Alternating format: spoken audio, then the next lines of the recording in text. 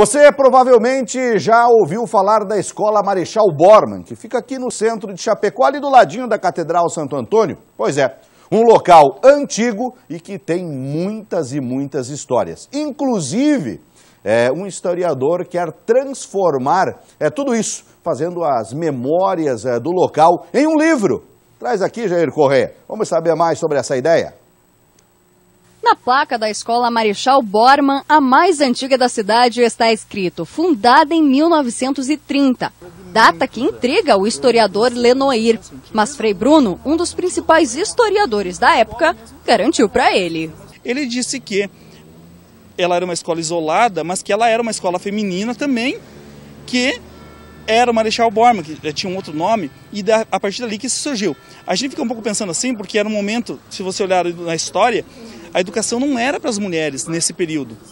Então, mas só que eu também não posso dizer que não, que ele foi totalmente errado isso, porque ele teve acesso aos documentos.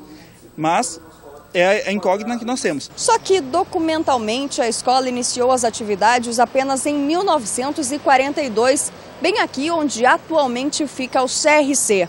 Na época, a estrutura física era em formato de U. Do lado direito ficavam os meninos, do esquerdo as meninas e bem no centro a direção.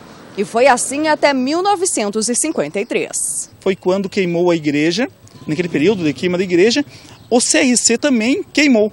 Ele fez uma troca, ele saiu daqui e foi lá onde que está hoje, na Fernando Machado, e a escola que estava ali veio para cá, aí a partir desse momento. Outro ponto curioso é a estrutura da escola, que parece um quadrado. Para o Lenoir, esta foi uma forma encontrada pelo governo de mostrar a rigidez da educação. Tinha até mesmo a presença de um chamado inspetor da educação, que ele fiscalizava para ver se a educação estava sendo rígida e da maneira como que o governo queria mesmo que ela fosse. Agora o objetivo do Lenoir é transformar a história da Marechal Bormann em livro.